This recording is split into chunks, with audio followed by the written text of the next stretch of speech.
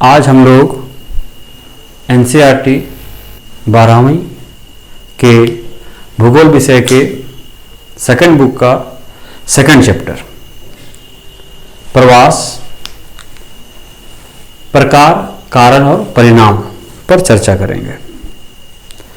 ये हमारा concept class होता है। दूसरा क्लास एक नोट्स क्लास होता है, आप लोग उसके देख के वहाँ से नोट्स लिख सकते हैं। ठीक है, तो ये कॉन्सेप्ट क्लास है, समझने का प्रयास करें। तो बुक में जो स्टार्टिंग किया गया है तो एक कहानी से किया गया है, एक कहानी बताया गया है। कहानी किसकी? राम बाबू की। कहानी क्या है कि राम बाबू व्यक्ति हैं जिनका जन्म जो हुआ है ये भोजपुर जिला बिहार में हुआ है। भोजपुर बिहार में जन्म हुआ है। पढ़ाई इन्होंने की सिंदरी में। कहाँ है सिंदरी? झारखंड में है। और नौकरी की इन्होंने भिलाई में, यानी कि छत्तीसगढ़। राम बाबू के 3 बच्चे हुए, एक लड़का और 2 लड़की। लड़का पे आए हैं तो लड़का ने अपनी पढ़ाई जो की इलाहाबाद से की। इलाहाबाद कहाँ है? उत्तर प्रदेश में है। इसके बाद मुंबई में भी कुछ पढ़ाई की। मुंबई कहाँ है? महाराष्ट्र में है। इसके बाद इन्होंने नौकरी की और अभी दिल्ली में ये सेट हो गए हैं, यानी दिल्ली में रह रहे हैं वो। एक लड़की इन्होंने पढ़ाई की भीम यूनिवर्सिटी में और ये नौकरी करने के लिए यूएसए यानी कि संयुक्त राज्य अमेरिका चली गई। दूसरी लड़की इन्होंने भी पढ़ाई की और इसके बाद शादी हो गया इनके, और शादी के बाद ये सूरत जो कि गुजरात में है वहां जाके बस गए। तो ये कहानी दिया हुआ है पहले बुक में ही।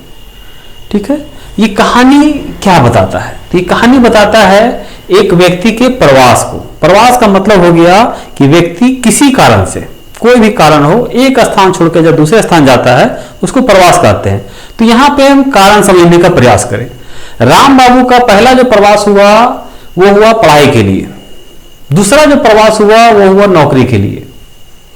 यहां पे अगर देखें हम तो जो राम बाबू की दूसरी लड़की है इसका जो प्रवास हुआ वो हुआ शादी के लिए, विवाह के लिए। तो किसी भी कारण से लोग प्रवास करते हैं।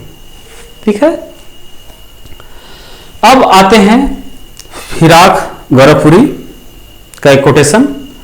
सर जमीन हिंद पर आवाम आलम के फिराक कारवां बसते गए, हिंदुस्तान बनता गया। ये फिराक गोरखपुरी का कथन है। ये कथन में कहना चाहते हैं ये कि हिंदुस्तान जो है वहाँ पे कई कारवाएं, हम लोग इतिहास में पढ़ते हैं कि किस तरह से सभ्यता जो है हमारा सिंधु घाटी से वैदिक सभ्यता या मध्यकाल में जो आए, हमारे मुगल काल में जो आए मुस्लिम सब, वो फिर जो आए यहाँ वो यहाँ के बस गए। फिर अंग्रेजों का उपनिवेश आया, वो भी यहाँ बसने का प्रयास किए। तो इस तरह से हिंदुस्तान में अलग अलग समय में अलग अलग कारवां आता गया और हिंदुस्तान में वो धीरे धीरे बसते गए। ये भी प्रवास को दर्शाता है कि बाहर से हिंदुस्तान में लोगों का प्रवास होता आया है। अब हम भारतीय प्रवास या फैलाव यानी कि भारत से जो विदेशों में गए, जो प्रवास किए, उसके बारे में चर्चा करें। तो भारतीय जो प्रवास किए यानी कि भारत छोड़ के जो विदेशों में गए, उसके प्रवास के 3 तरंगे पाए जाते हैं। पहली तरंग ये उपनिवेश काल, यानी कि जिसमें अंग्रेजों का काल था। उपनिवेश का मतलब भारत में दूसरे देशों का शासन, वो उपनिवेश कहलाता है। तो उपनिवेश काल में जो प्रवास हुआ सबसे अधिक वो हुआ मजदूरों का प्रवास। मजदूर लोग बहुत यहां से बाहर गए, खासकर उत्तर प्रदेश और बिहार के मजदूर लोग गए।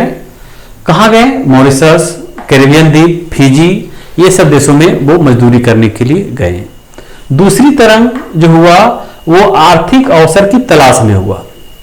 दूसरी तरंग आर्थिक अवसर की तलाश में लोग गए, खासकर व्यापारी, शिल्पी सब गए। कुछ मजदूरों का भी प्रवास हुआ। मजदूरों का प्रवास हमेशा हुआ है, आज भी हो रहा है, लेकिन मुख्य रूप से व्यापारी शिल्पी गए।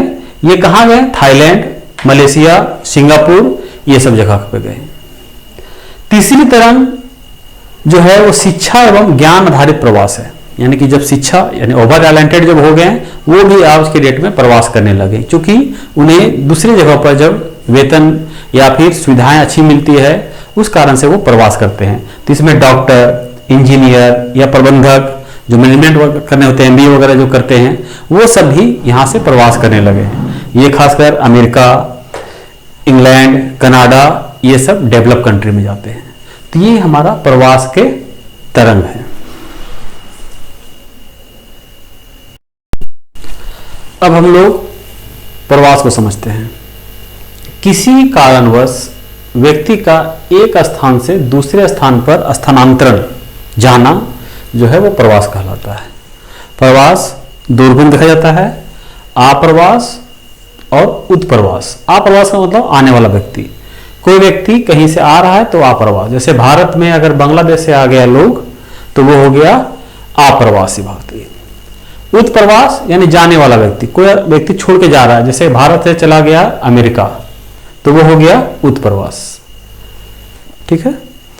भारत की जनगणना में प्रवास को देखें हम तो सन 1881 जहां से संपूर्ण जनगणना शुरू हुआ, तो उस समय प्रवास की गणना जो है वह जन्म के आधार पर किया जाता था।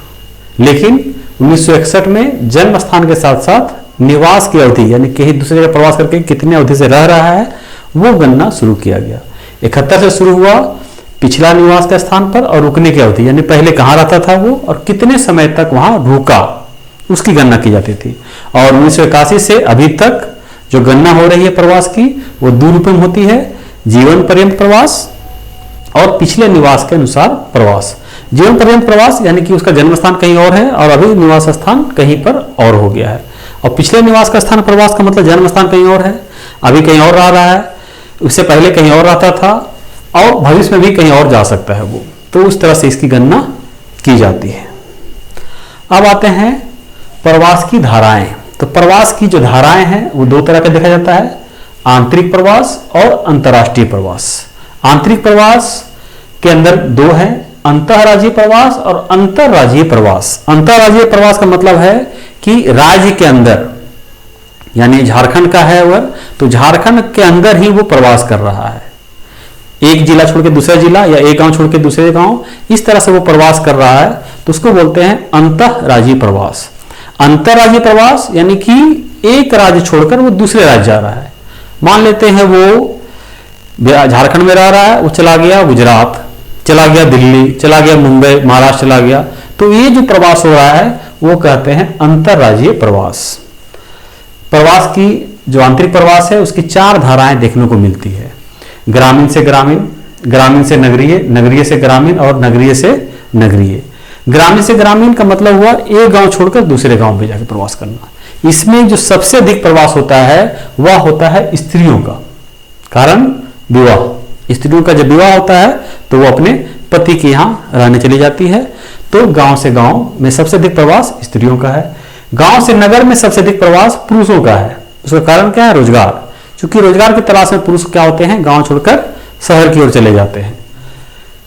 नगरीय से ग्रामीण प्रवास, इसको विपरीत या उल्टा प्रवास कहा जाता है, क्योंकि नगर छोड़ के गांव में आ रहा है। तो जनरली इसमें जो होता है वो होता है रिटायरमेंट के बाद, कोई व्यक्ति जब नौकरी के लिए शहर जाते हैं या फिर रोजगार के लिए शहर जाते हैं, फिर बुढ़ापे पर वापस वो लौटकर गांव आ जाते हैं, तो इसको विपरीत या उल्टा प्रवास कहा जाता है। नगरीय से नगरीय प्रवास यानी कि जब छोटे शहर से लोग बड़े शहर की ओर जाते हैं तो वह नगरीय से नगरीय प्रवास कहलाता है। अंतर्राष्ट्रीय प्रवास, अंतर्राष्ट्रीय प्रवास के भी दो रूप हैं, आप्रवास, उत्प्रवास। आप्रवास का मतलब हुआ कि भारत से जब कोई व्यक्ति अन्य देश जा रहे हैं तो आप्रवास हुआ। अभी के डेट में देखा जाए तो भारत से लगभग 2 करोड़ लोग जो हैं वो 110 देशों में फैले हुए हैं।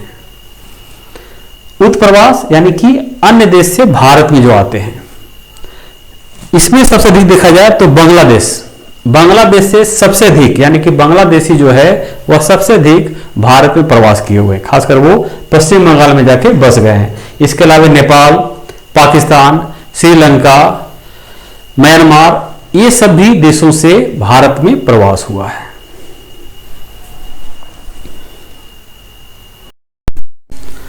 अब हम लोग चर्चा करते हैं प्रवास के कारण, यानी किस कारण से लोग प्रवास करते हैं। तो कारण कुछ भी हो सकता है, तो जो भी कारण है सभी को मुख्य रूप से अगर बृहद रूप से देखें तो दो वर्गों में बांटा जाता है। ठीक है, लोग जो है वैसे तो भावनात्मक रूप से अपने जन्म स्थान से जुड़े होते हैं, जहाँ जिसका जन्म स्थान होता है वहाँ से भावनात्मक रूप से जुड़े होते हैं, लेकिन कुछ न कुछ मजबूरी आती है तो वो प्रवास करते हैं। तो उन्हीं प्रवासों को दो वर्गों में बांटा गया है। एक बोलते हैं प्रतिकर्ष कारक, दूसरा अपकर्ष कारक। प्रतिकर्ष कारक का मतलब पुश फैक्टर, पुश का मतलब धक्का देना। ठीक है, यानी कि उसको प्रवास करने के लिए जब मजबूर कर दे, मजबूरी में आदमी जब जगह को छोड़ दे तो वो कहलाता है हमारा प्रतिकर्ष कारक। ठीक है, प्रतिकर्ष कारक में कौन कौन से कारक आते हैं? तो गरीबी, जब बहुत अधिक गरीबी हो जाए, खाने पीने को ना जुटे, तो मजबूरी में क्या करते हैं लोग? रोजगार के लिए प्रवास कर जाते हैं।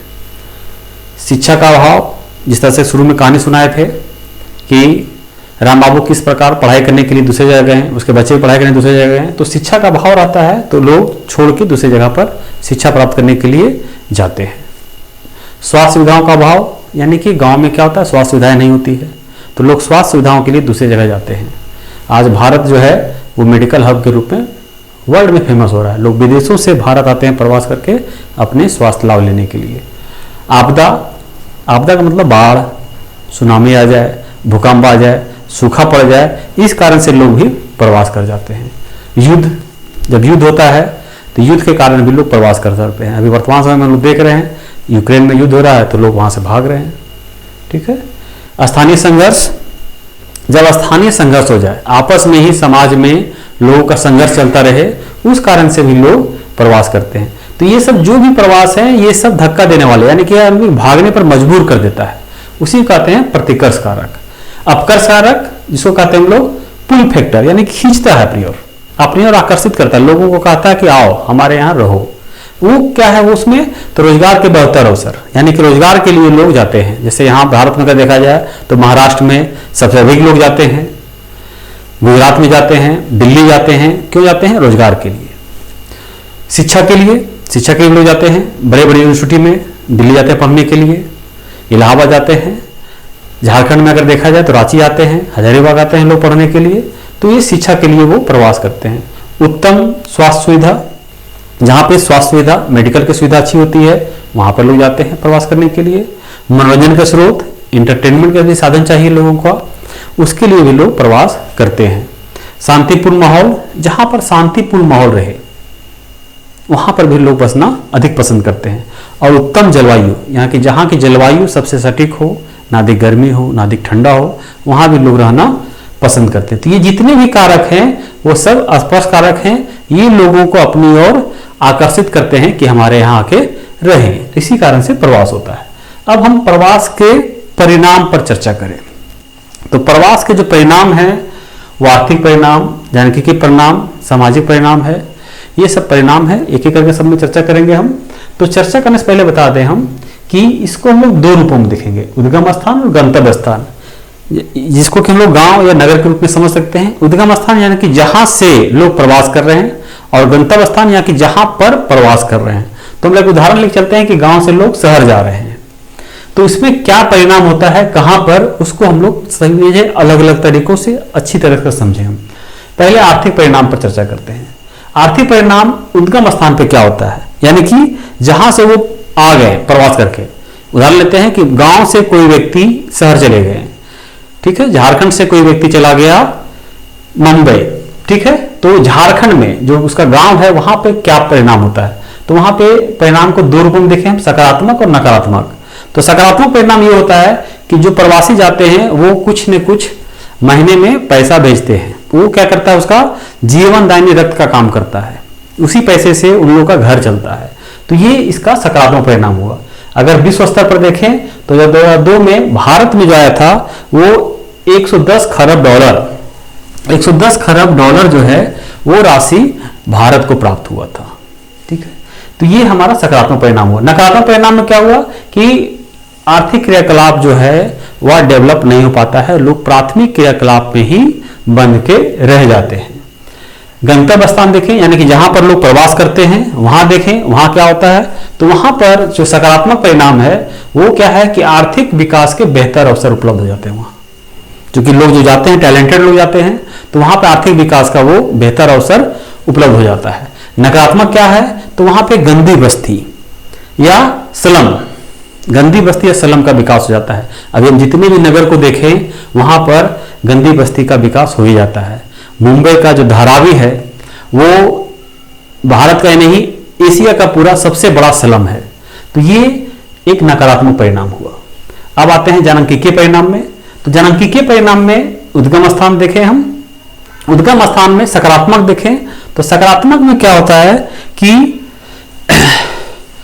जो होता है सकारात्मक में कि युवा कुशल दक्ष लोगों की क्या हो जाती है, वृद्धि हो जाती है। ठीक है, ये गंतव्य स्थान होगा। ठीक है, गंतव्य स्थान में वृद्धि हो जाती है और आयु लिंग संरचना में क्या हो जाता है, असंतुलन पैदा हो जाता है। ठीक है, और उद्गम स्थान में देखें तो क्या होता है, उद्गम स्थान में कि जनसंख्या का दबाव कम हो जाता है, क्योंकि गांव से लोग शहर चले जाते हैं तो जनसंख्या का दबाव क्या होगा, वहां गांव में कम हो जाएगा और अकुशल, बेकार या स्त्रियों की संख्या में क्या हो जाती है, बढ़ जाती है। इसके कारण स्त्रियों को मानसिक तनाव में भी झेलना पड़ जाता है। आगे देखें हम सामाजिक परिणाम और पर्यावरणीय परिणाम। सामाजिक परिणाम में अगर हम देखें तो उद्गम स्थल में क्या होता है कि सकारात्मक परिणाम ये होता है कि नवीन प्रौद्योगिकी की पहुंच, यानी कि जो न्यू टेक्नोलॉजी जो शहरों में आता है वो क्या होता है, धीरे धीरे वो परिवार के थ्रू गांव में भी धीरे धीरे पहुंच जाता है। ये सकारात्मक हो गया। नकारात्मक क्या होता है कि वहां जो स्त्रियां होती है वो शारीरिक और मानसिक दबाव महसूस करती है, क्योंकि उसके पति शहर चले जाते हैं कमाने के लिए और गांव में स्त्रियां रह जाती है तो उस पर शारीरिक और मानसिक दबाव आ जाता है। गंतव्य स्थान में देखें हम सकारात्मक परिणाम क्या होता है कि विभिन्न संस्कृतियों का अंतः मिश्रण, यानी कि बहुत सारे संस्कृति जो है एक दूसरे से मिल जाती है। जैसे उदाहरण स्वरूप बिहार से लोग प्रवास किए महाराष्ट्र में या दिल्ली में, तो बिहार में छठ पूजा फेमस है, तो वो छठ पूजा क्या हुआ कि अब महाराष्ट्र में पहुंच गया या दिल्ली में पहुंच गया। या फिर महाराष्ट्र में गणपति महोत्सव फेमस है, वो भी धीरे धीरे गांव में आ जाता है। तो बहुत सारे संस्कृति क्या हो जाता है, वो मिश्रण हो जाता है। ये इसका सकारात्मक परिणाम है। नकारात्मक परिणाम क्या है, अकेलापन, लोग वहां अकेलापन महसूस करते हैं। फ्लैट की जिंदगी है, एक फ्लैट में कौन रह रहे, दूसरा फ्लैट में कौन रह रहे, किसी को पता ही नहीं है, तो अकेलापन वहां पे बहुत भारी हो जाता है। अपराधों में वृद्धि हो जाती है, आपराधिक किस्म के लोग बहुत हो जाते हैं डेवलप वहां, और मादक पदार्थों का लोग उपयोग करने लग जाते हैं, यानी कि नशाखोरी बढ़ जाती है, लोग नशे में डूब जाते हैं। पर्यावरणीय परिणाम देखें हम, पर्यावरणीय परिणाम में अगर हम उद्गम स्थान में देखें तो वहां का वातावरण स्वच्छ हो जाता है, यानी कि गांव का वातावरण और स्वच्छ हो जाता है, क्योंकि संख्या कम हो जाती है, वाहनों की कमी रहती है, तो वातावरण स्वच्छ रहता है। नकारात्मक कुछ नहीं हो जाता है। ठीक है, उसी तरह से अगर गंतव्य स्थान में देखें तो इसमें सकारात्मक परिणाम कुछ नजर नहीं आता है पर्यावरण के दृष्टिकोण से, सिर्फ वहां पे नकारात्मक आते हैं। वहां प्रदूषण बढ़ जाता है, चाहे वायु प्रदूषण हो, जल प्रदूषण हो, ध्वनि प्रदूषण हो, हर प्रदूषण में वृद्धि हो जाती है। इसके साथ साथ ठोस अपशिष्ट, यानी जो कचरा होता है, कूड़ा करकट, इसमें भी वृद्धि हो जाती है। किसी भी शहर चले जाएं, चाहे दिल्ली, मुंबई, कहीं भी चले जाएं, वहां कूड़ा का भंडार लगा हुआ है। आज के डेट में अगर हम रांची में भी देखें तो रांची में भी कूड़ा का भंडार धीरे धीरे पर्वत बन रहा है। तो ये इसके नकारात्मक परिणाम है। धन्यवाद सभी को।